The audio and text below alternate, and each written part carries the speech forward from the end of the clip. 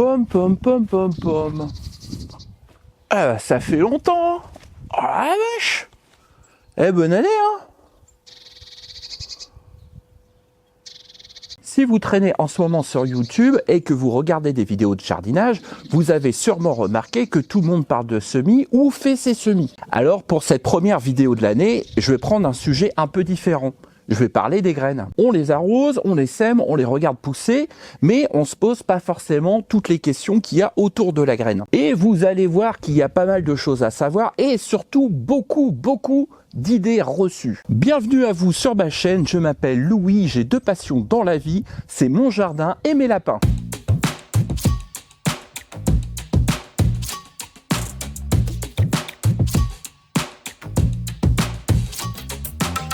Vous avez peut-être remarqué les numéros qu'il y a derrière certaines variétés. Par exemple, la Montfavet 63-5 ou la carotte nantaise améliorée 3. Alors, à quoi ça sert? Est-ce que c'est du marketing derrière? C'est ce qu'on va voir tout de suite. En réalité, ça sert à identifier des sélections de variétés bien spécifiques. Ils permettent aux semenciers d'identifier des lignées issues du même programme de sélection. Par exemple, pour la Montfavet 63-5, 63, ça correspond à l'année où la variété a été stabilisée, 1963, et 5 indique le numéro sélectionné parmi plusieurs lignées expérimentales. Pour la carotte nantaise améliorée 3 indique que c'est la troisième amélioration de la variété avec des caractéristiques optimisées. Meilleur rendement, plus de résistance, meilleur goût. Ces numéros-là sont là pour garantir la traçabilité et permettre d'améliorer progressivement les variétés. Mais parfois, c'est du marketing. Et oui, certaines variétés, parfois très proches, sont vendues sous des noms différents pour donner une impression de nouveauté. Alors on peut prendre un exemple très classique.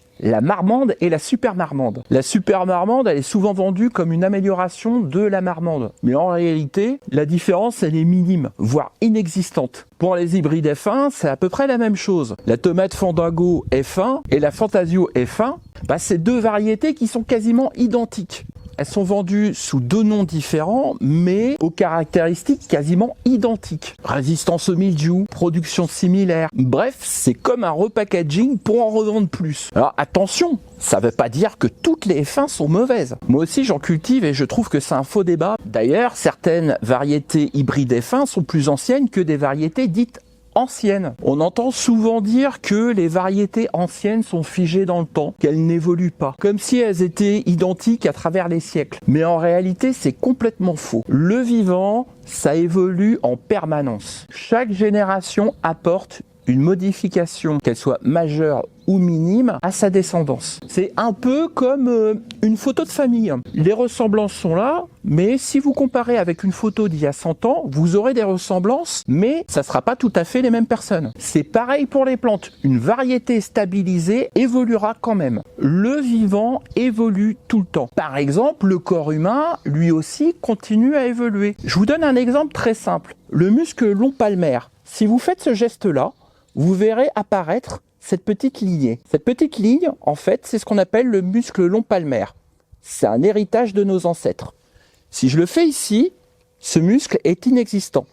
Il faut savoir que, au fur et à mesure et dans le temps, ce muscle est amené à disparaître sur l'ensemble de l'humanité. Moi, par exemple, je l'ai que sur un bras. Alors quand on vous dit variété ancienne, variété paysanne, elles ne sont pas figées dans le temps. Quand vous faites un semis d'artichaut, vous allez remarquer que les fleurs d'artichaut, elles seront différentes selon les plants que vous aurez fait. Si vous voulez un autre exemple, la noire de Crimée. Quand vous semez des graines issues du même paquet, vous remarquerez que les fruits peuvent différencier sur la noire de Crimée. Certains vont être plus ronds, certains vont être plus aplatis. La couleur peut varier aussi. Elle peut varier du rouge au brun foncé, voire du noir intense. Et parfois, certaines variétés anciennes, en réalité, elles sont récentes. Le meilleur exemple, c'est la Green Zebra. On la présente souvent chez les semenciers comme une variété ancienne. Mais en réalité, c'est une variété qui a été créée en 1983 par Tom Wagner, un sélectionneur américain. Tom Wagner, il a fait des créations de tomates. Lui, il part du principe qu'une fois qu'il l'a créée, il la donne dans le domaine public.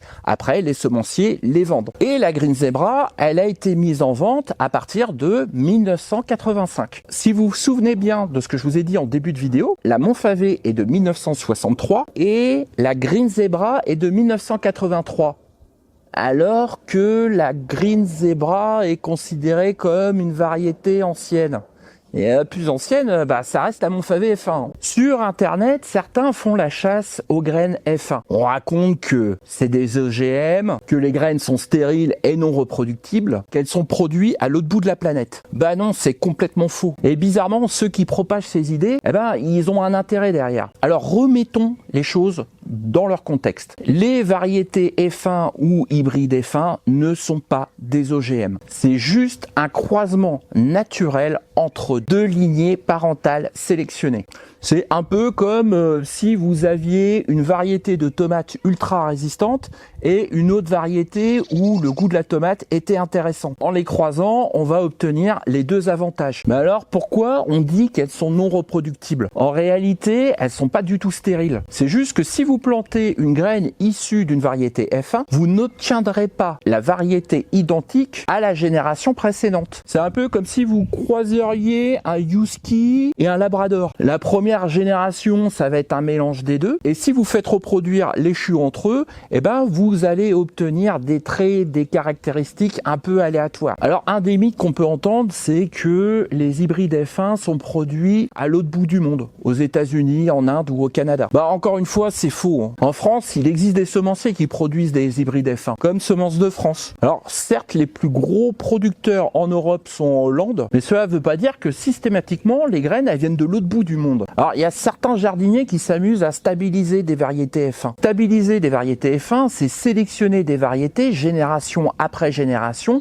pour avoir les caractéristiques les plus intéressantes. Après plusieurs années de sélection, on obtient des variétés stables qui peuvent être semées pour avoir des résultats homogènes. En gros, ils libèrent des variétés F1 de façon à avoir des variétés accessibles et reproductibles par tous. Alors c'est une démarche super intéressante. Elle montre que les variétés hybrides ne sont ni diaboliques ni incompatibles avec une vision du jardinage durable et libre. La plupart du temps, la diabolisation des variétés F1 est juste une stratégie commerciale. Certains influenceurs exagèrent sur le débat des hybrides F1 juste pour vous vendre leur formation ou alors leurs produits qu'ils vendent sur leur site. Certains semenciers spécialisés dans la vente de variétés dites anciennes en font leur fonds de commerce. La diabolisation des variétés hybrides F1 permettent de mettre en avant leur variété. Et d'autres en font un argument militant basé sur de fausses idées et justement véhiculé par les deux premiers. Le but ici, c'est pas de vous dire acheter des graines F1. Le but ici, c'est plutôt arrêter de propager des fausses informations. Certaines F1 sont excellentes et elles offrent une vraie résistance aux maladies. Bref, comme toujours, il faut comprendre avant de juger. Depuis quelque temps, sur certains sites de semenciers, on voit apparaître des graines enrobées de micro-organismes efficaces, les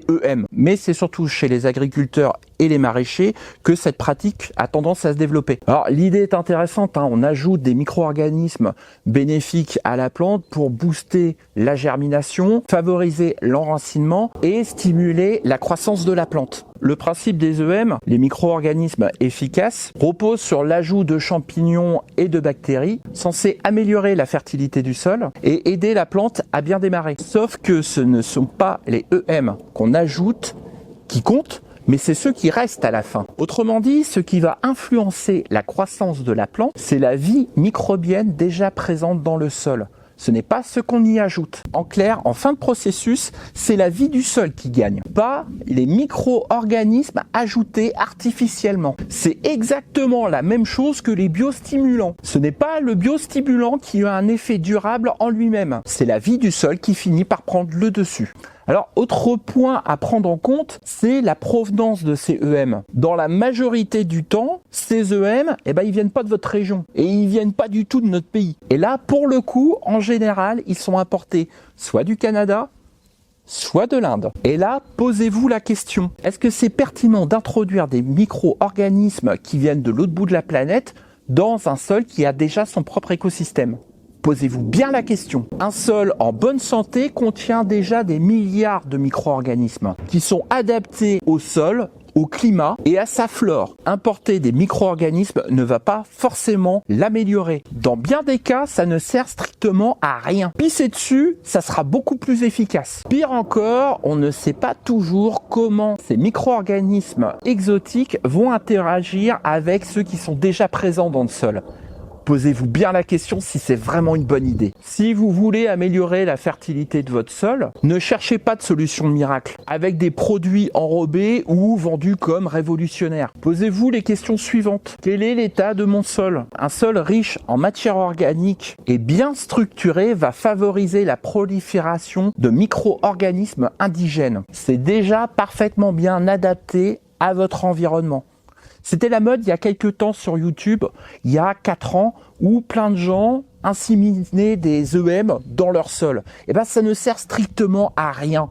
C'est les EM indigènes qui sont les plus importants. C'est ceux qui sont dans votre sol. C'est eux qui font la vie du sol. Et c'est inutile d'aller chercher des EM qui viennent de l'autre bout de la planète. Un sol n'a pas besoin de gadgets. Il a juste besoin de bonnes pratiques. Quand vous achetez des graines, vous avez sûrement remarqué que certains sites vous annoncent des résistances aux maladies. Et derrière cette résistance aux maladies, il y a des codes. Et ben on va voir ensemble à quoi correspondent ces codes. Tous les semenciers ne l'affichent pas clairement, ce qui est vraiment dommage, car il est quand même bien pratique pour choisir la variété. Alors la résistance aux maladies est souvent indiquée sous forme de chiffres et de lettres, qui correspond à quelle maladie la variété est résistante. On retrouve généralement 2 niveaux de résistance. HR pour High Resistance, résistance élevée. IR pour Intermediate Resistance, résistance intermédiaire. Par exemple, sur certains catalogues de semenciers, on peut voir ce type d'abréviation. TM pour virus mosaïque du tabac. F pour fusariose. V pour verticilliose. N pour nématode. M pour mildiou. TYLCV pour virus de la maladie de la feuille jaune en cuillère. C'est pour la tomate. Et ces informations sont quand même assez pratiques pour vous prémunir de certaines maladies qui sont le plus présentes dans votre potager. Alors, on peut repartir encore une fois sur la Montfavet. Promis, j'en plante pas cette année de la Montfavet, mais c'est l'exemple que j'ai choisi pour cette vidéo. Dans sa description, on peut lire HR2MV, IR, FOL 0-1, IR fort, IR, TYCLV. La traduction, elle est vraiment très simple et je vous fournis un lien vers un tableau pour traduire justement ces résistances. HR2MV, résistance élevée à la mosaïque du tabac. IR fol 0-1, résistance intermédiaire à la fusariose, de 0 à 1. IR fort, résistance intermédiaire à la fusariose, mais c'est une autre souche. IR, TYLCV, résistance intermédiaire au virus des feuilles jaunes en cuillère. C'est un peu compliqué au début, mais l'avantage, ça vous permet de vous prémunir de certaines maladies qui ont été très présentes une année dans votre potager. En mettant une variété plus résistante, cela vous permet de diminuer la pression de cette maladie. Comme je vous ai dit, ce qui est assez frustrant, c'est que beaucoup de semenciers, par exemple, que ça soit graine bokeh ou la bonne graine, ils vont pas indiquer les résistances à ces maladies. Ils vont juste vous faire un petit résumé, mais vous n'aurez pas ces codes. Et ça, c'est vraiment dommage. Donc si vous avez ce message, merci de l'indiquer. Alors je vous ai dit, les F1 sont pas des OGM. Mais est-ce qu'on peut planter des OGM dans son jardin? Et est-ce que ça peut arriver? Eh ben, vous allez être assez surpris. Parce que sans le vouloir, on peut planter des OGM sans en être conscient. Et oui, même si les OGM sont strictement réglementés en France, ils sont interdits aux jardiniers, il existe des situations dans lesquelles on peut s'en retrouver avec des OGM dans son potager. Un des cas les plus fréquents, c'est les magasins de déstockage. Certaines enseignes récupèrent des graines OGM de certains pays et les revendent, sans pour autant faire attention à la réglementation en vigueur en France. Et des fois, on peut trouver des OGM dans ces semences. Par exemple, un sachet qui n'a pas été vendu dans un autre pays peut se retrouver vendu en France. Or, si l'étiquetage n'est pas forcément clair sur ce type de sachet, rien ne vous empêche de les acheter et de les semer. Et par inadvertance, semer des OGM. L'autre situation courante, c'est de ramener des graines provenant de voitures. voyage. Alors on a souvent envie de ramener des graines provenant d'un autre pays, de tomates exotiques ou d'autres variétés qui n'existent pas en France. Cette pratique elle peut être risquée. Certains pays en Europe autorisent les variétés OGM pour être commercialisées et elles sont vendues dans le commerce comme toutes les autres graines. Si vous voulez des exemples de pays en Europe où les OGM sont vendus aux particuliers, vous avez l'Espagne, le Portugal, la République tchèque, la Slovaquie ou encore la Roumanie. Alors par contre, en France, en Allemagne et en Italie, les OGM sont interdits pour le grand public, mais aussi pour les cultures commerciales. Cela signifie que si vous achetez les graines en Espagne et que vous les ramenez en France, c'est possible que ça soit des OGM et que vous ne le sachiez pas. Si vous voulez un conseil, toujours vérifier la provenance de vos sachets de graines. N'achetez pas des sachets de graines venant de magasins de déstockage sans vérifier la provenance. Et si vous avez un doute, ne les achetez pas. Évitez de ramener des graines de voyage. Il y a des gens qui m'en ramènent des graines quand ils reviennent de voyage. Je vais vous avouer, je les sème jamais. Privilégiez des semenciers locaux, des vendeurs qui indiquent clairement la provenance de leurs graines. Alors il y a plein de vidéos sur YouTube qui vous expliquent comment conserver vos graines. Mais savez-vous comment les semenciers font pour garder viables les graines sur une longue durée? Les graines ne sont pas stockées comme chez nous dans de simples sachets en papier. Elles sont protégées dans des conditions bien spécifiques. Et quand vous ouvrez un sachet, leur durée commence à décliner très rapidement. Je vais vous expliquer comment ça fonctionne. Pour conserver les graines le plus longtemps possible, les semenciers utilisent des gaz inertes. Généralement, c'est de l'azote ou alors du dioxyde de carbone. Ces gaz remplacent l'oxygène de l'air, ce qui permet de réduire considérablement le vieillissement des graines en les protégeant de l'oxydation, des développements de moisissures ou des insectes. Pourquoi c'est efficace? Moins d'oxygène, moins de respiration cellulaire. C'est égal à un vieillissement plus lent. Pas d'oxygène égale pas de germination prématurée. Pas d'oxygène égale moins de risques bactériens ou fongiques. Résultat, les graines peuvent être conservées avec un taux de germination quasiment intact. Mais attention, quand vous ouvrez un sachet, tout ça change. Dès que vous ouvrez un sachet, vous laissez rentrer l'air, donc l'oxygène, et aussi l'humidité. Ces deux éléments, c'est les pires ennemis de la conservation d'une graine. La conséquence, c'est que le taux de germination diminue fortement. L'oxygène active le processus biologique de la graine, ce qui la rapproche de la germination. L'humidité accélère le vieillissement et provoque l'apparition de moisissures. Et c'est pour cette raison qu'il y a une date de péremption sur les sachets de graines. La date, elle est garantie tout le temps que le sachet reste fermé dans de bonnes conditions. Au moment où vous allez l'ouvrir, la date n'est plus garantie. C'est la date quand le sachet reste fermé et que le gaz inerte est encore présent. Une fois que le sachet est ouvert, cela dépend de votre méthode de conservation. Si vous voulez maximiser le temps de germination de vos graines et les conserver dans de meilleures conditions, voici quelques petites règles simples. Stockez-les dans un endroit sec. L'humidité, c'est l'ennemi numéro 1 des graines. Utilisez des contenants hermétiques, bocal en verre, sachet zip. Évitez des variations de température. Dans un endroit frais et stable, c'est idéal, entre 10 et 15 degrés. Personnellement, j'utilise le bas de mon frigo pour stocker mes graines, dans des boîtes hermétiques et au sec. Petite astuce, vous pouvez utiliser des sachets de silice ou alors du riz sec pour absorber l'humidité résiduelle dans les boîtes hermétiques. Alors, si vous voulez que je vous fasse une vidéo à ce sujet, n'hésitez pas à me l'indiquer dans les commentaires, je vous en ferai une en fin d'année. J'espère que le sujet vous a plu, moi je vous retrouve bientôt dans d'autres vidéos. Si la vidéo vous a plu, n'hésitez pas à la liker, à la commenter et à la partager sur vos réseaux. Moi je vous dis à très bientôt dans d'autres vidéos et à tout de suite dans les commentaires.